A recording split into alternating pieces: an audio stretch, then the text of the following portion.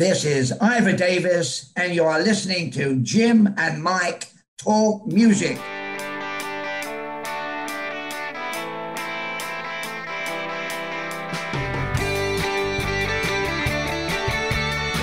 Today we have a special guest. He's worked for the London Daily Express, Times of London, and the New York Times. In 1964, he had the incredible assignment to follow the Beatles around on their first American tour. He's covered the Manson murders, and he was there when Robert Kennedy was assassinated. He's a regular Forrest Gump. Let's all welcome to Jim and Mike Talk Music, Mr. Ivor Davis. And the crowd goes wild.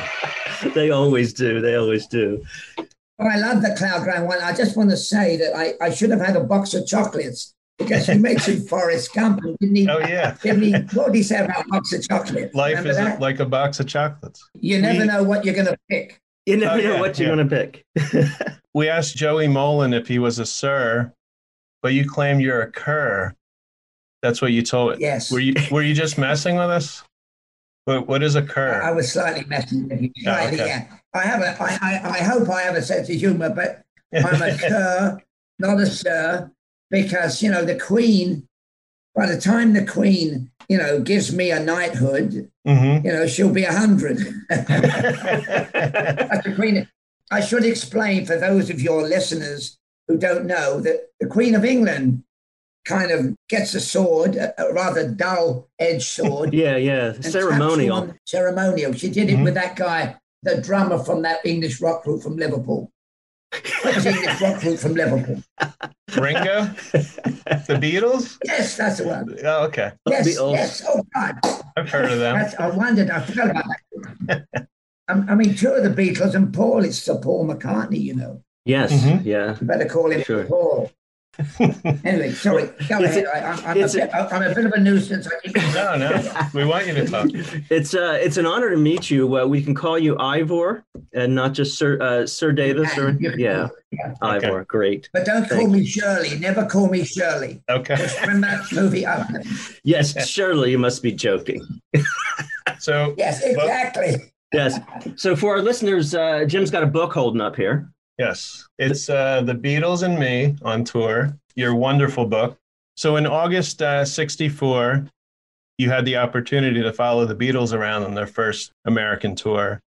Now, was this the first time you were in the United States?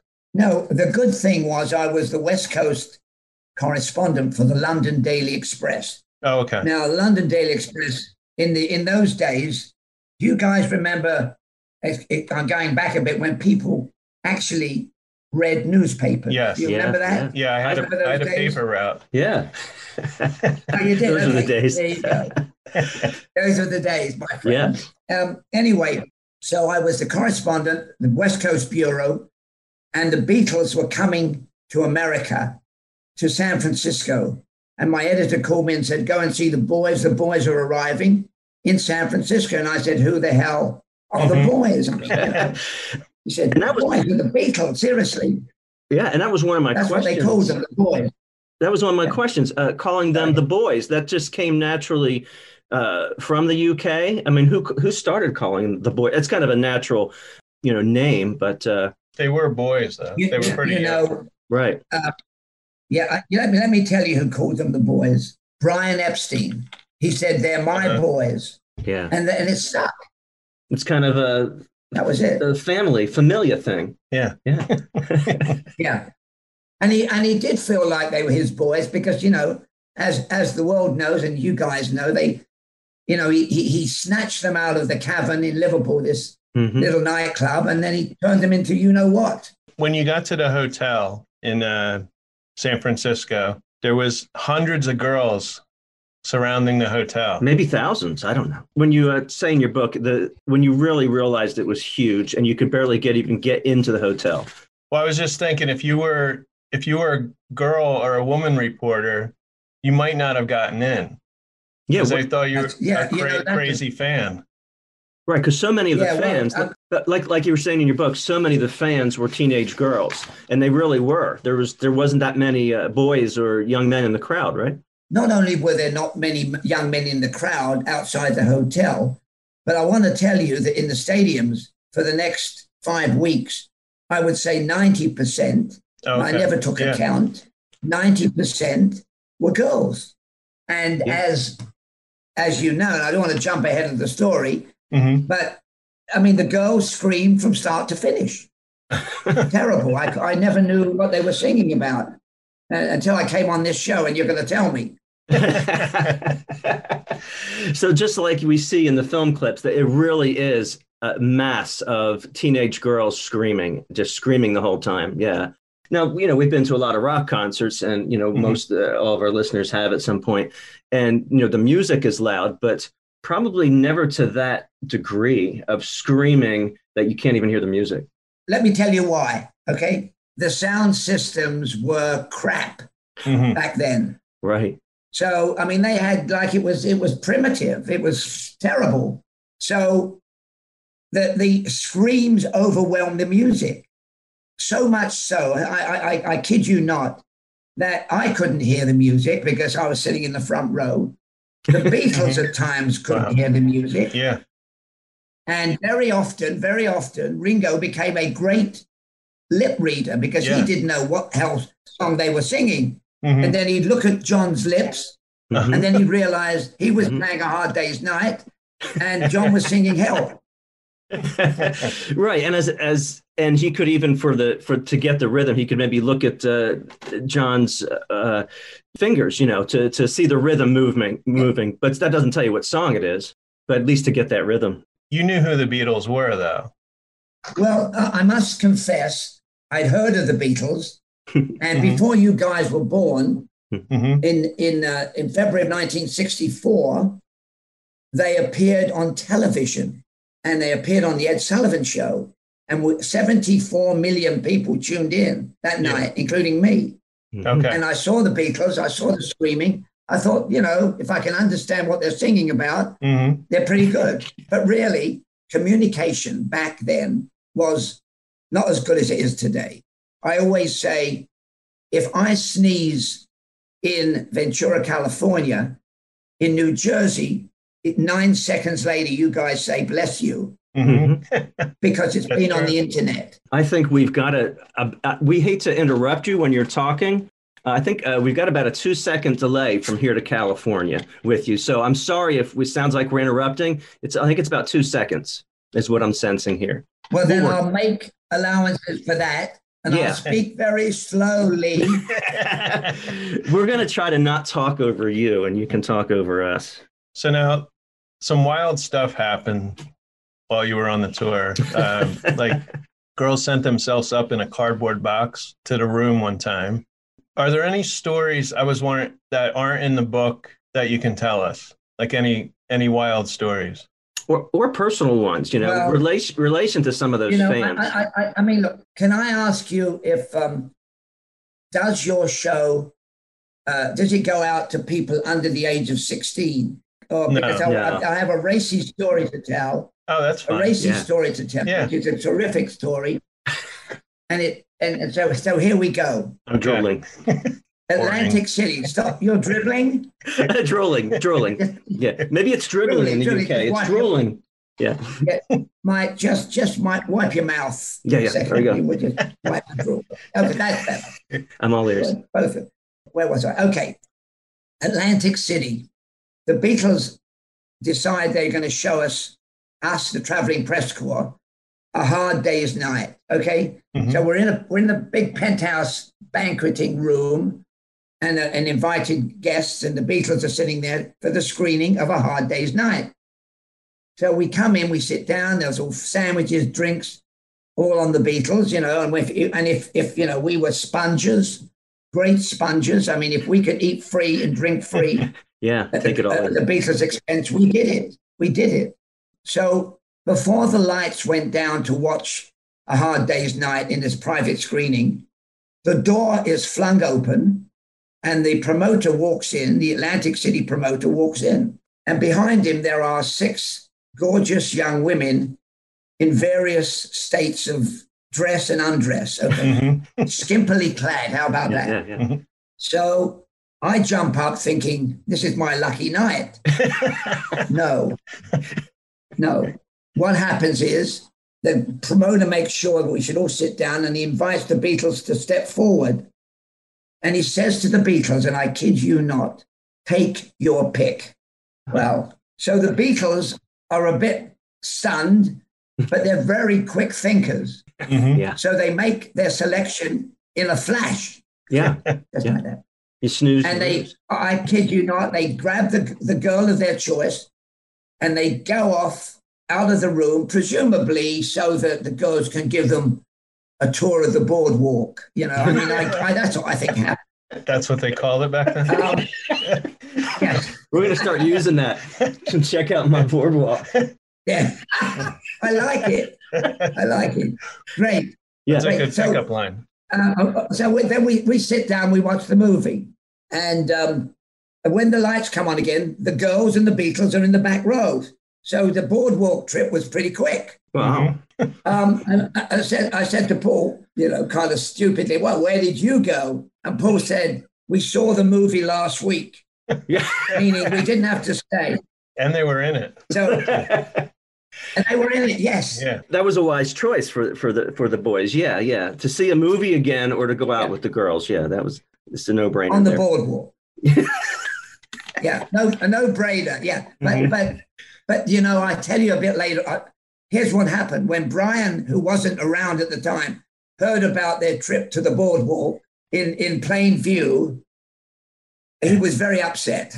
Anyway, but that was kind of an interesting sidelight to my first screening of A Hard Day's Night with or without the Beatles. Mm-hmm. And as you say in your book, Brian was a bit protective, and for our listeners to know, if listeners didn't read the book, not just protective, but looking out for the PR, always looking for what kind of image is going out to the public. Yeah, with the boys. But don't forget, to interrupt you slightly, Brian cleaned up their image. Before they got the suits and the mop tops, they were leather jackets, they smoked, they swore, they were scruffs.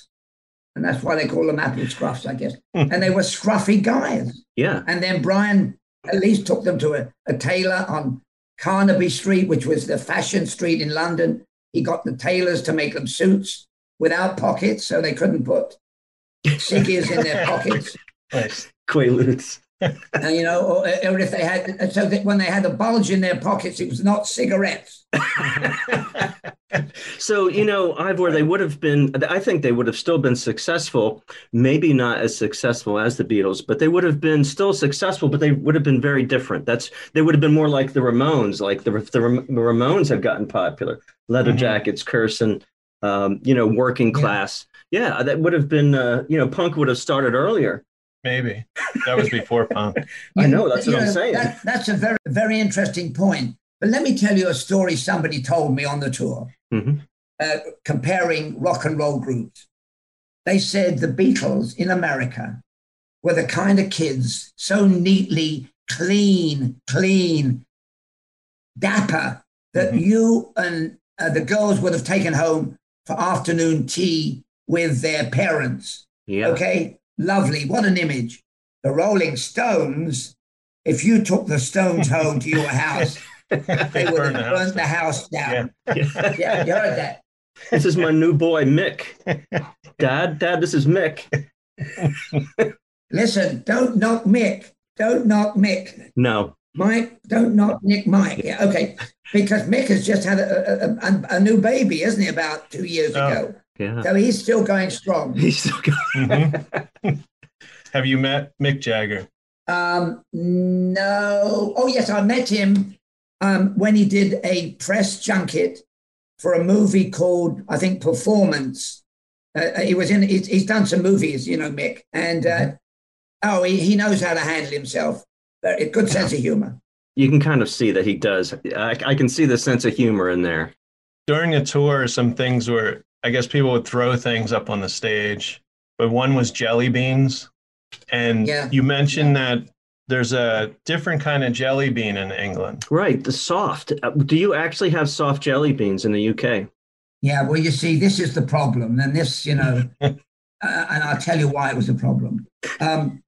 we do have soft jelly beans in the UK. Yeah. And George made the blunder of his life when he said he liked jelly beans. So the next day, we're at Chicago or Cleveland, I can't remember, because it happened everywhere.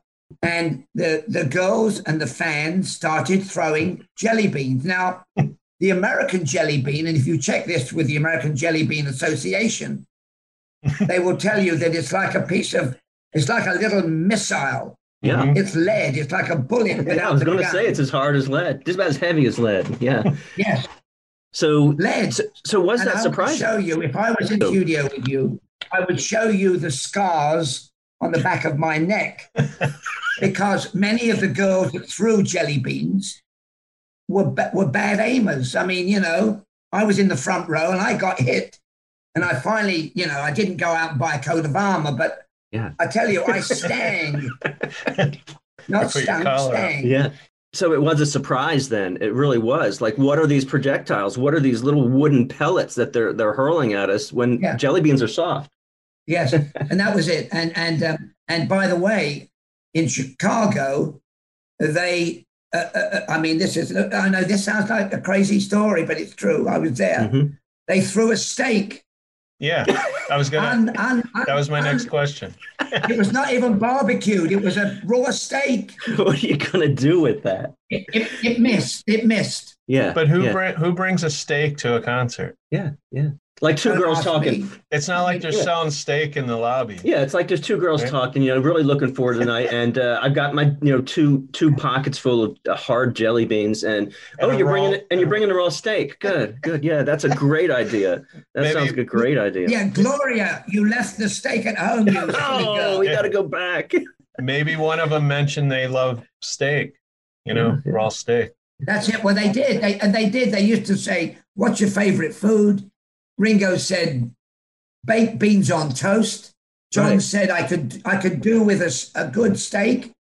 There's your answer. Mm-hmm. Oh, is that where it comes from? Yeah. Now other, they brought other things. And listen, I would stake my reputation on that. I gotcha. Even more than foods, interesting to me, something of biblical proportions was actually bringing crippled children. Did they bring children to be healed or to touch or see the Beatles? Look, they did. The kids in the wheelchairs, mm-hmm. and they used to call them crippled children. Yes, that's why I said crippled. PC, yeah. But PC society calls them not even handicapped children. There's mm-hmm. something physically disabled. Cleaner. Physically disabled. Mm-hmm. Physically disabled. Okay. Mm-hmm. And John was pissed off royally by that because John's weird sense of humor was, I'm not a healer. We mm-hmm. don't go and touch them and say walk, mm-hmm. And John made fun of that because that was his warped, very funny sense of humor. And that's what I got out of the book. Reading the book, I probably learned more through you about John than about any other Beatle. That warped, dark and warped and bizarre humor that comes from John Lennon. That was new to me.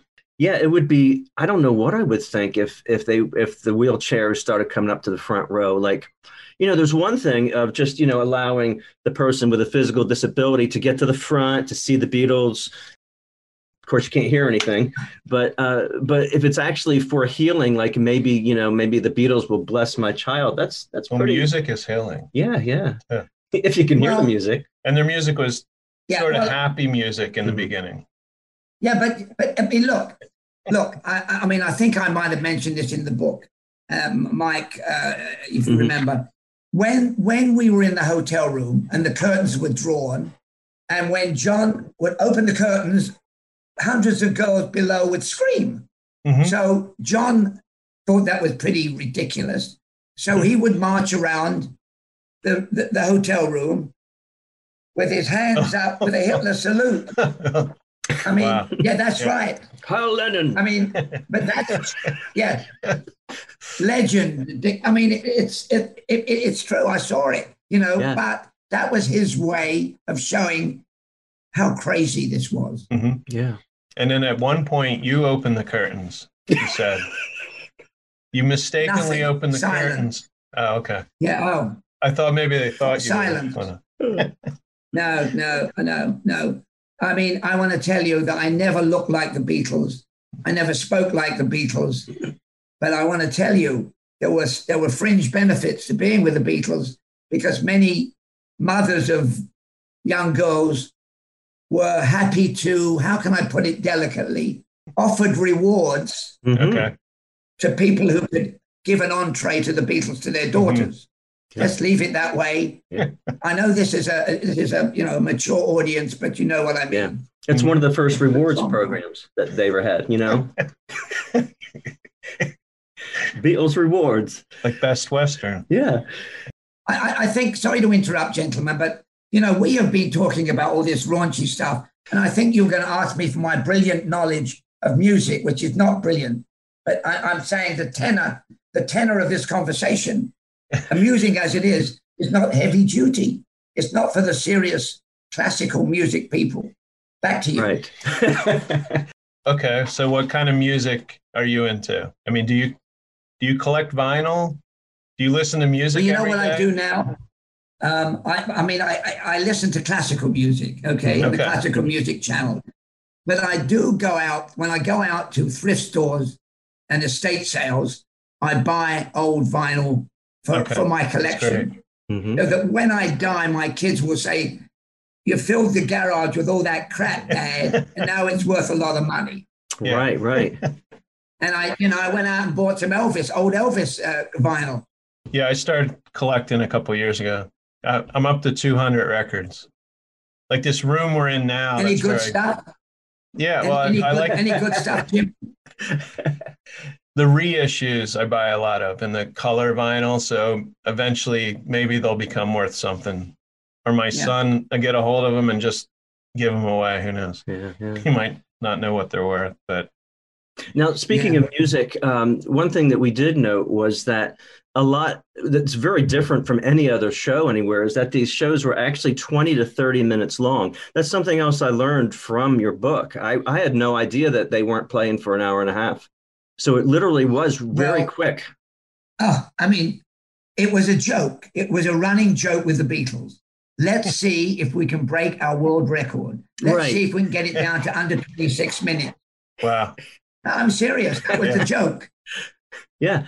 Well, most of their songs were only a couple minutes long. Yeah, 2.5, 3 minutes. They only had, I think, 4 albums out at the time. Yeah. Although they were doing cover songs too, like when they played the Cavern Club. But I figured they only did about 7 songs. I mean, think about when Led Zeppelin toured America, they weren't doing 20-minute shows. Yeah. They had to be doing an hour and a half at least. Yeah. It was a different kind of playing. Let's jump ahead. All right, let me ask you guys. Can I ask you guys a question? Mm-hmm. Yeah. Oh, sure. Okay, that's a good point.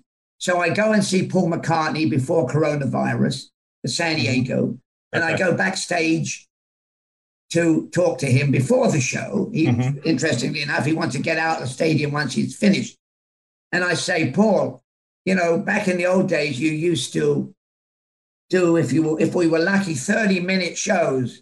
I said, do you play longer now? He said, you wait and see. So my question for you is, how long does Paul play in his current incarnation on stage? I'm gonna guess 2.25. I'm gonna say 45 minutes. Okay, you're both absolutely wrong. 3 hours and 17 minutes. Wow, I was off by an hour. Seriously. Wow. Yeah. Unbelievable. He never leaves the stage, He never leaves the stage. Yeah. Mind you, we got 10 minutes of fireworks. Yeah, let's jump from music to actually we were interested in being what you want to say about being the ghostwriter for George Harrison during that time. You go into detail explaining that, and getting to know George was difficult at first, but then what do you bring from that experience, especially at that time in your life? Well, here's what I bring.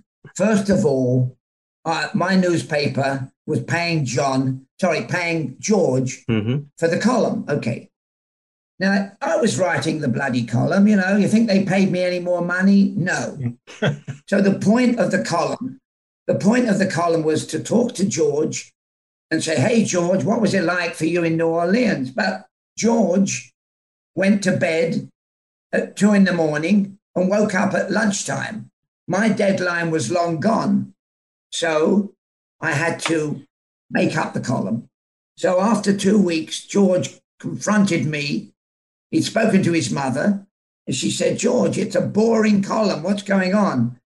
And George said to me on the plane, your column, you're writing for me is a bunch of, he actually said shite, if I can use that expression. Yeah, you can say it. Especially in the US, you can say shite. You can say shite. Okay, well, he said it was a bunch of shite. And it was a bunch. It was a pile, actually. But I said I couldn't go crazy and make stuff up. So I just went along with a boring claptrap. Hey, it's great to be in New Orleans, where rhythm and blues reigns supreme. Blah, blah, blah. Big bloody deal, right?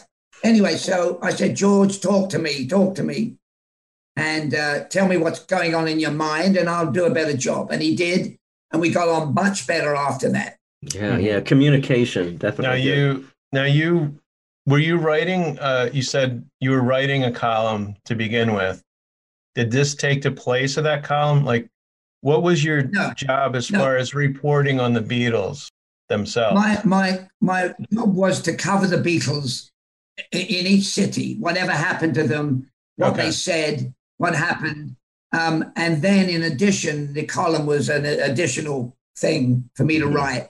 So I was a reporter reporting on a riot in, when I think it was in New Orleans again, where cops on horseback galloped through the field and nearly trampled the fans to death because they were invading the stage. And then in on the Hollywood Bowl, would you believe they had an artificial fountain in front of the stage, and a lot of girls, fully clothed, dived in the fountain to swim to the stage. You tell me, you guys are electronic experts, I'm sure. If I was a sogging wet girl and I managed to swim to the stage and I hugged John, what would have happened? You would have gotten electrocuted. Explosive. Yeah. And the girls aren't thinking about that. That's for sure. Wow. No one expected them to jump in. Really, no one expected them to jump in the water, get soaked, fully clothed, or not, and get up to the stage. Yeah. It's strange.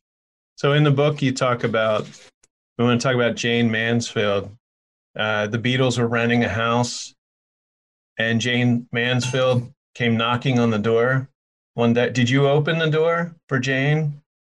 No, I didn't open the door. Okay. But I understand when John opened the door, how can we put it? Jane Mansfield was a voluptuous, how about that word? Mm-hmm. Yes. If I can use it in this era. Yeah, okay. So it was a very voluptuous lady. And I probably, because I'm not very tall, would have been confronted with her voluptuarity. She would have knocked you over. Anyway. For our listeners, Ivor has his hands up and has his hands up around each side of his head there. Two hands up. I like voluptuous. We're gonna, that's not gorgeous is the one, of course, that's used all the time. But voluptuous is really going to be describing her better, I think. Mm-hmm. Yeah. Was this the next night they went to the Whiskey A Go-Go? So what happened was that she was, if she's no longer with us, of course, she was a publicity hussy. Mm-hmm. She did anything she could to get PR, and it worked well because she wanted to be the next Marilyn Monroe. Yeah. And for those of your listeners who weren't around, Marilyn Monroe, just a background, was a voluptuous actress, a very good actress, and was a sex symbol of an era. Anyway, I shall continue. So he wanted to have a picture taken when she knocked at the door. I'm going to make a joke again, but I won't. I'll just carry on with knocking at the door. And then the Beatles opened the door, and Brian was there, and Brian said, "No, no pictures, please. No, the boys are tired or something." Mm-hmm. But Jane she wasn't going to be put off. So Jane called John and said, "I'm going to see Johnny Rivers tomorrow night. Be my guest, you and the boys." And they went to the Whiskey A Go-Go the next night. Paul didn't go because Paul was off having a quiet dinner with another actress called Peggy Lipton, who he was dating at the time. Yeah. She was dating him. So we all show up at the Whiskey A Go-Go. It was supposed to be a private visit. Ha, ha, ha.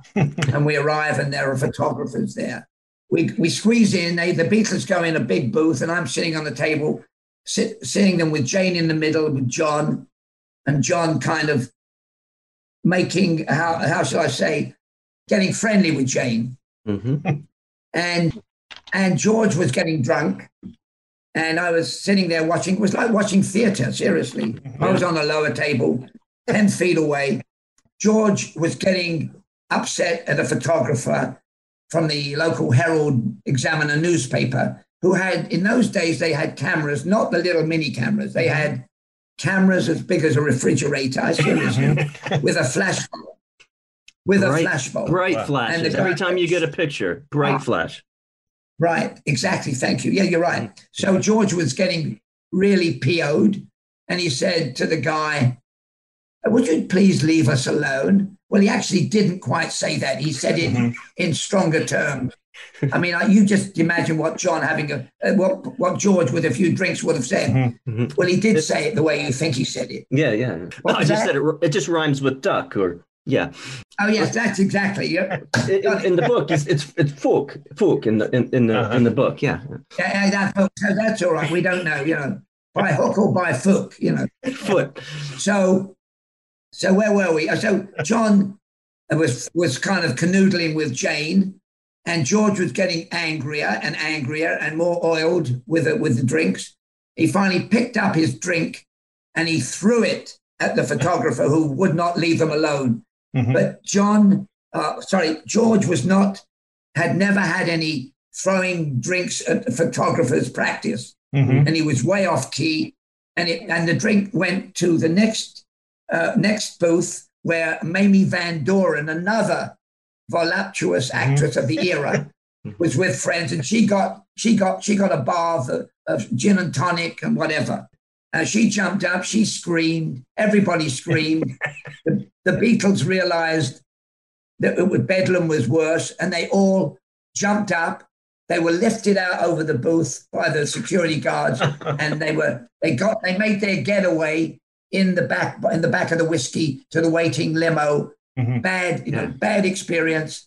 Mm-hmm. What made it even worse was the next morning, as we left LA, I saw George looking at the local Herald Examiner with a picture of him throwing a drink over the photographer. Big 8-column picture. So that was their encounter with the fabulous Jane Mansfield, which was memorable but never led to.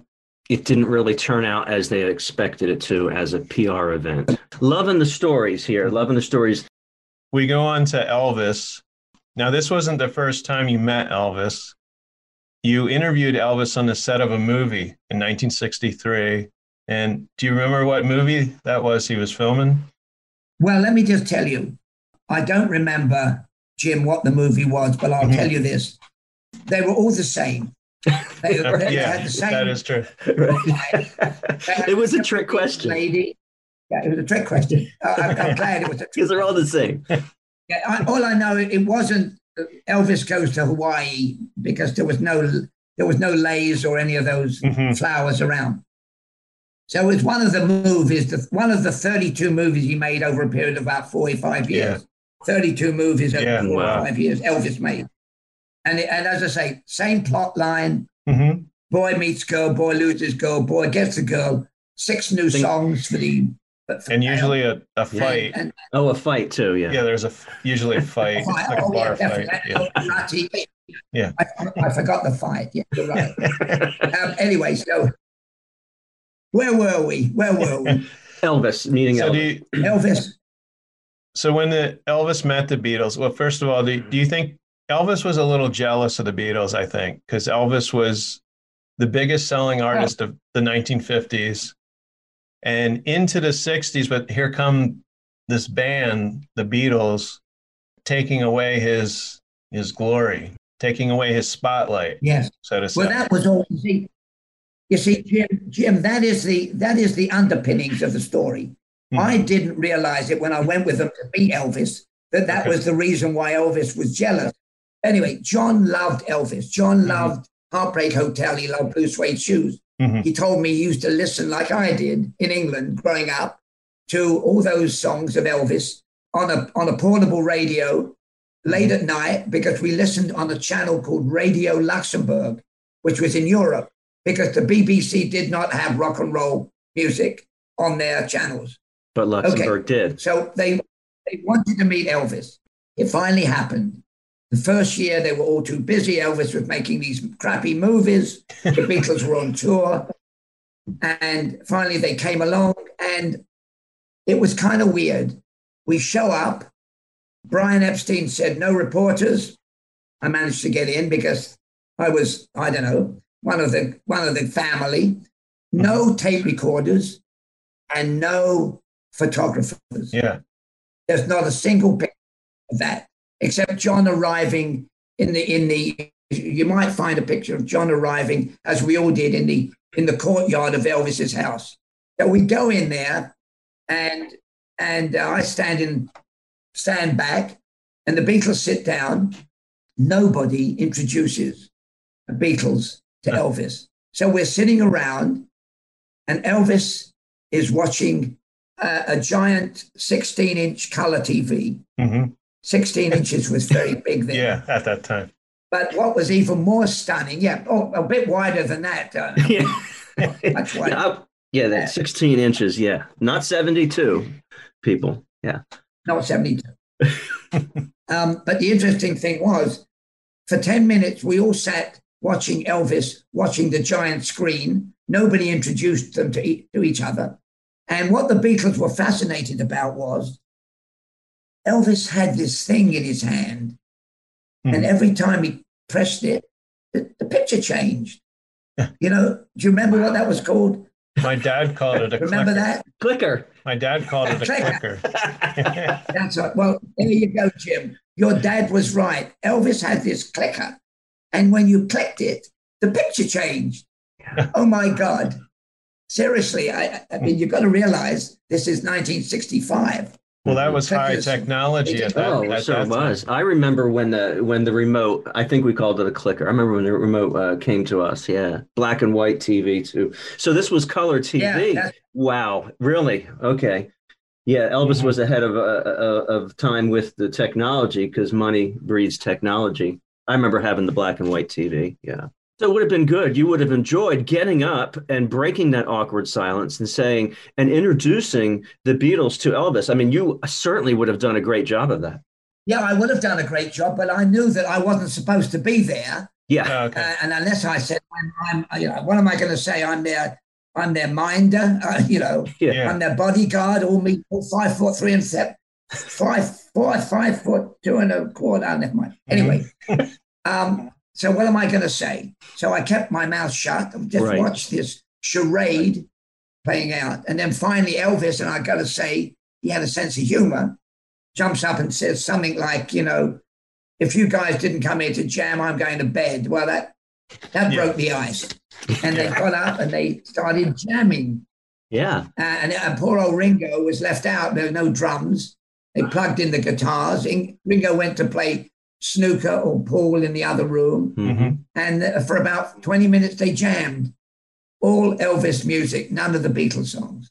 Wow. Yeah. Letting him lead then, really. Essentially, he was leading. Yeah, it was his house. Got it. You were kind of like the fifth Beatle if you could have played an instrument. Yeah.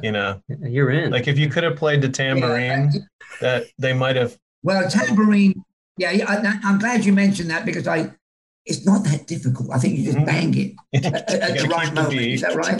Yeah. I'll keep the beat. Yeah. Thank you. Can I call in next week for the next lesson? Did you ever see them rehearse songs, or I'm sure there were rehearsals, and then you could hear the music. You know, I want to tell you, Yeah.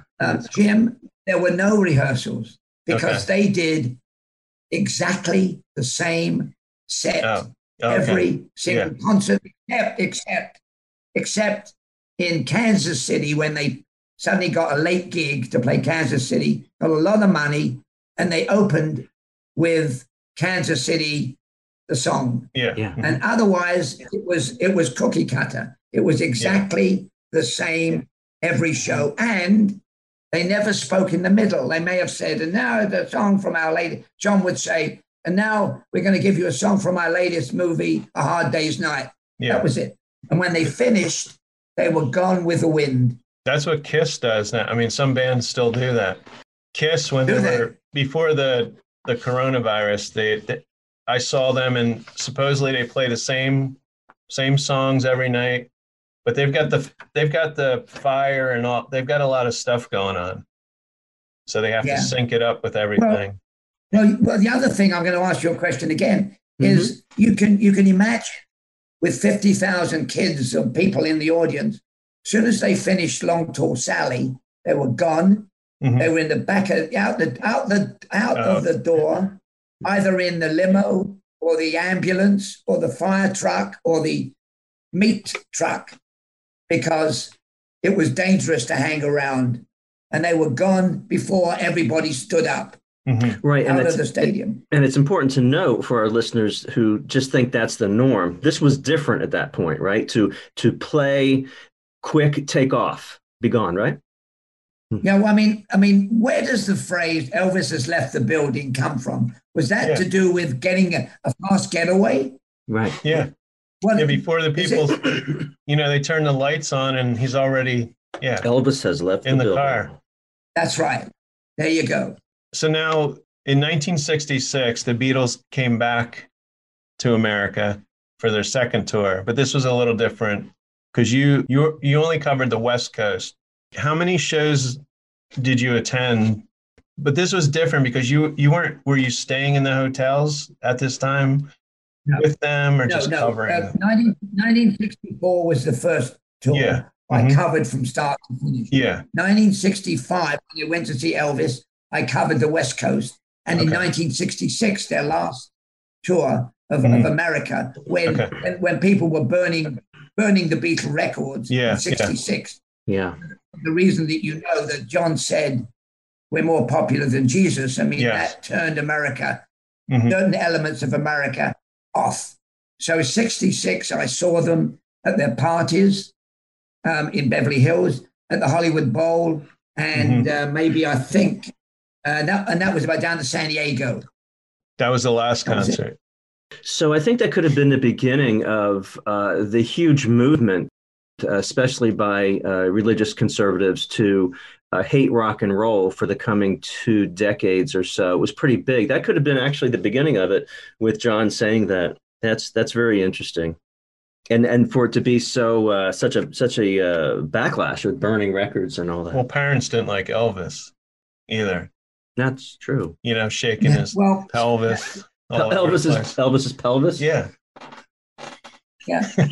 Remember they said, didn't they say Elvis was to be photographed from the waist up? Yeah. And not, weren't supposed to see his hips swiveling. Yeah.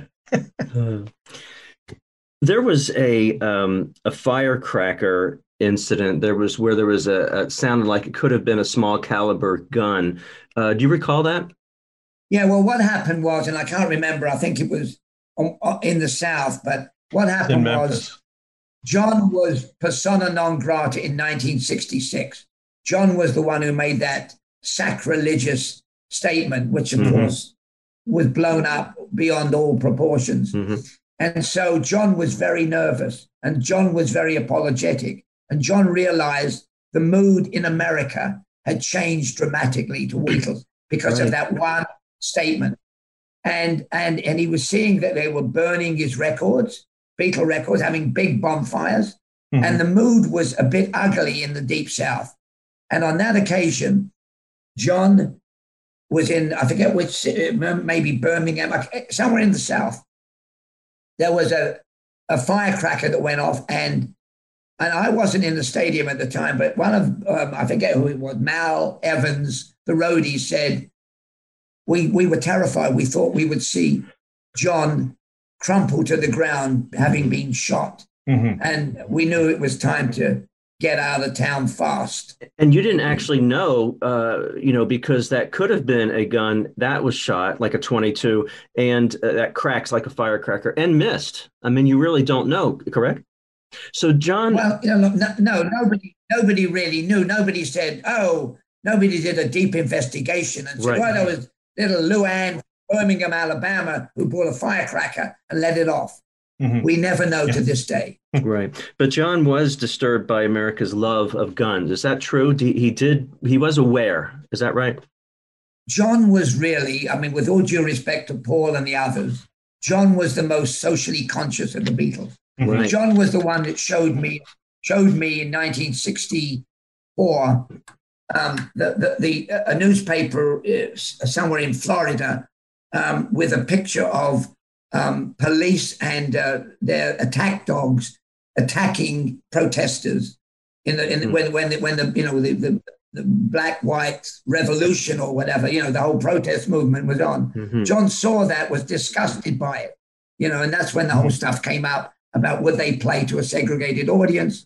But to be honest with you guys, I never saw many black people in the audience. It was mostly whites that went to see the Beatles. So, but anyway, John had the conscience. John said, and Paul said, we will not play to a segregated audience. And that was it. But I may add, that 66 concert was the start of the end. Mm-hmm. John said, we're a bunch of performing fleas. Mm-hmm. They don't come to hear us, they come to see us. And I don't want that. And 66, they stopped. Never to tour again. Yeah, that's a really important point that you make there. Back about race, I think that there's two reasons I'm thinking that there wasn't many black people, African Americans at the shows. One is, it might be the style of music, but also even up until a few years ago, people who are minority are not going to go into chaos and crowds. I mean, this is a huge cops, chaos and crowds. I mean, so it would make sense that you wouldn't, you'd be seeing mostly white people there. Mm-hmm. Yeah. Very interesting. I went to San Diego Petco Stadium 2019, 6 months before the Corona, to see Paul McCartney, 50,000 people at the stadium. There were more assorted audiences, but it's still majorly white for a Paul McCartney concert. Yeah, so maybe Paul would come up and say, "No, don't." We get a lot of black people, we get a lot of Asians, we get a lot of Hispanics. Yeah. I don't know. If you call up Paul, ask him and see what he thinks. But seriously, what's interesting is I just heard an interview with Tom Jones. He was on Mark Maron podcast, but this was a couple of days ago, and Tom Jones claims that the Beatles were the ones that segregated music because before the Beatles, everybody was listening to Elvis and Motown. And I think that would have been unintentional with the style of the music and probably not intentional. But what do you think, Ivor? Well, I think, nobody has ever brought that subject up. And I think it's a fascinating topic for discussion. And I'll just give you my feeling. I mean, Tom Jones said that, and it's a very interesting subject.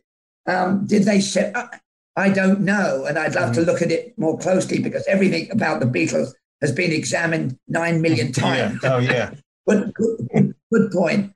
All I want to tell you, this is not answering your question, but I had to, as part of my job, go and see Tom Jones every bloody time he performed in Las Vegas. We saw him twice, not in Vegas, though, but still an incredible show. So tell us about Tom Jones in Vegas. It's an incredible show, but it's improved. If you next time get Tom on. But when I saw Tom, he did the same bloody show, same as the Beatles. He got the same women to sit in the front row, gave them the underwear, gave them the keys, and said, when I sing, it's most unusual, start throwing. He didn't. Gordon Mills, his manager, did. But I thought, if I have to go and see another Tom Jones show in Vegas, kill me.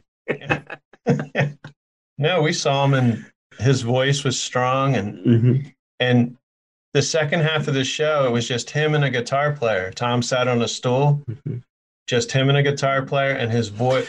I'm talking like 10, 15 years ago. Did you or your wife throw any underwear? Did you throw any clothes at all? Did you throw No. your hat at least? I ripped off my shirt and threw it on stage. Yeah.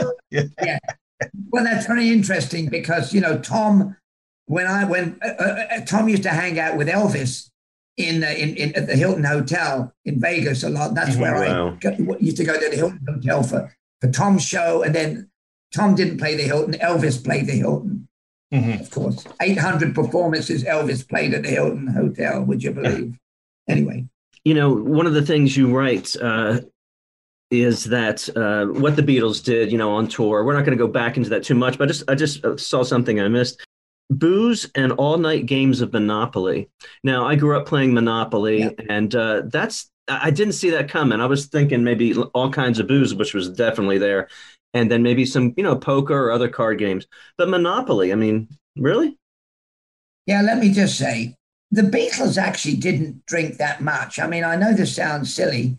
They didn't drink that much because every week or two, Brian would get the Beatles and say, hey, your bar charges have gone to over $100 this week. Can you cut back, your mini bar charges? So Brian stayed on that. When I must confess that I had a next room to John in a smaller room, of course. I didn't have a mini bar. So I would go in and steal a drink from the bar because the Beatles. So you were the one running up the tab. Yeah, that was it. Yeah. But keep it to yourself. Yeah. But the funny thing is that John would call me and then call Arthur Schreiber, who was a Westinghouse guy, and say, come and play Monopoly. And he loved Monopoly. And we would go in at 2 a.m. We'd start playing Monopoly. John would start cheating. And then when we accused him of cheating, which we didn't, he would then say, hang on a minute. He'd pick up the phone and call Cynthia in Liverpool. 2 o'clock in the morning, 3 o'clock in the morning is 11 o'clock in the morning in Liverpool. And then we'd see this rock and roll guy goo-gooing to Julian, who was a baby. And then he put the phone down and carry on cheating in Monopoly. Cheating in Monopoly. Was there a different, is it the same classic U.S. Monopoly game? There's a lot of lovers of Monopoly, I know out there with our listeners. Was it different? Was it the same classic? The difference in the game, it was the same principle. Exactly the same principle. Right? But don't forget, the English board games had, instead of what's the expensive New York property? Park Place, Boardwalk. Yeah, okay. They would have Mayfair or Park Lane. Okay. They would change the station, Fenchurch Street instead of Grand Central or whatever the hell. So they had an English board game which was applicable to English places, properties, to the Americans, to the American game. But it was the same principle. The idea is you roll the dice, you land on your property and you buy it. If John wanted to land on a certain property and didn't, he would say, I want to roll again. And we didn't argue. And then he'd roll again. And finally, he'd get the number he wanted. He'd land on it and he'd buy it. He was a property mogul. I just imagined him a little more fair than that. Just thinking just thinking back to all the different people on not just the first tour, but just all the relationship with the Beatles as we're focusing on that today. Was there others that you got close to? I'm thinking maybe of Derek Taylor or somebody else that you as we say now, you were chilling with. People, you kick back and you got an extra hour chilling with. The answer is Derek and I were very close because Derek used to work on my newspaper. He was a showbiz writer. Or Brian, he went to work for Brian. So it was his paper. He was the one that introduced me to the Beatles. He was the one with my passport to them. And he was a great guy. He just knew his stuff. he adored the Beatles. He had the same sense of humor. He could have been a Beatle himself, a great guy. And Derek was the one. When Derek argued with Brian Epstein, very often he did, finally he left him. He came to California where I live. We got back together again, became friends, went to parties. He came to my wedding. So I knew, because Derek came to America, and the Beach Boys and the Byrds and all these groups of the era would hire Derek and say, sprinkle some of your Beatle magic on us. And Derek was great at it. It was terrific. He knew his stuff. Great guy. And the roadies were nice. Mal Evans was always the big hunk. Neil Aspinall was a little less of a hunk, more of a thinking man. And as you know, I'm sure, that Neil went on to become the head of Apple in London, ran the company. And Mal had problems with drugs and came to America, to LA, and was shot dead by a sheriff who'd been called to his house. I'm sure you know the story. I mean, the sheriff thought he was armed. His girlfriend, Mal's girlfriend, said he was armed. And Mal Evans, who was a great guy and a real confidant of the Beatles, was shot dead by one of the sheriffs. And that was it. Neil lived a long life, died a few years ago, and as I said, ended up running Apple, the Apple Beatles company. Yeah, successful. I think I read in your book, if I'm correct, that, or maybe it was someone else, but you have 300 Beatles books in your collection? I've got more. I keep buying. I didn't know there were that many. Ridiculous. There are. And I just bought, I met on a convention, virtual convention, a guy called Leslie Cavendish, who was a Beatles hairdresser, and he wrote a book. So he sent me his book. And then there was so much stuff. There's a great book by Craig about 150 things you need to know about the Beatles. Every month, it seems, there's a new Beatle book. I'm sure you guys know, but anyway, yes. Yeah. Have you read them all? I've read a lot of them. I've read the ones where I want to get information about, for example, about the Beatle finances I was interested in because I saw what a mess it was in America. And I looked up books on their finances. I must admit that you guys are the musicologists. If you were to say to me, well, what song is on what album? I can't tell you. I know every Sgt. Pepper album. I know songs, and I know the White Album because the White Album was supposedly used by Manson to promote the murders in the Manson murders. Anyway. That's right. That's another story. Right. So today, Ivor, we're focusing, you've given us so much of your time. We're focusing on the Beatles. There's going to be a lot of people, a lot of Beatles fans looking and hearing from you. And I want our listeners to know that we don't have the time to go into all the other things that you've done. But we can just mention that you, as you mentioned, Charles Manson was using or relating to Helter Skelter, I suppose, and some other things. But you've studied that. That's been an area of your reporting and studying.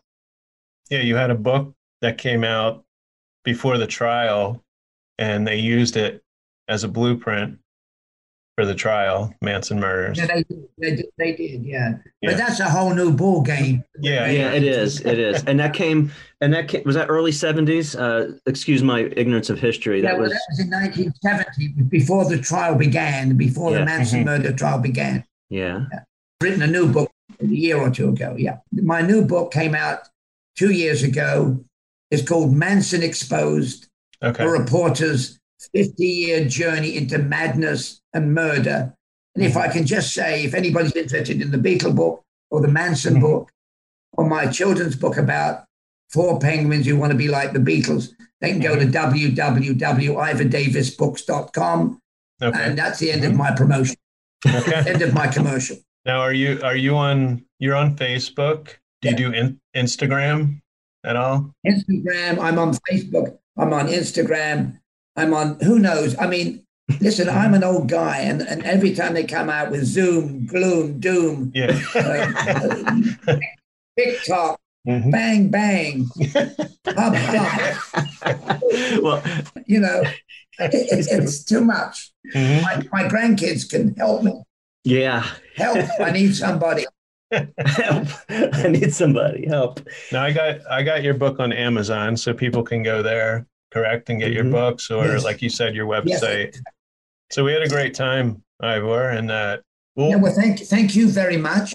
So thank you, Ivor. Yeah, absolutely. I mean, we covered a lot, but we didn't cover a lot. There's always a lot. You've got to try and cover 80 years in an hour is difficult. Yeah. But I've had good fun with you guys. Thank you. Except for the 2-second delay when I keep thinking I'm treading on your toes, but I'm not. So I apologize. We'll talk again whenever it suits you. And thanks for having me on the show. Okay. All right. Thank you. Have a great rest of the day, Ivor. Take care. Okay. Thank you. Okay. Thank you. Bye-bye. Today's interview was recorded on Zoom and at Did You Say 7 Studios in Washington, New Jersey. Go to the YouTube channel for exclusive video content. Intro and exit music by the band 99%. Today's show was produced and edited by Jim Thatcher. You can find Jim and Mike Talk Music on Apple Music, Spotify, Podbean, or wherever you listen to podcasts.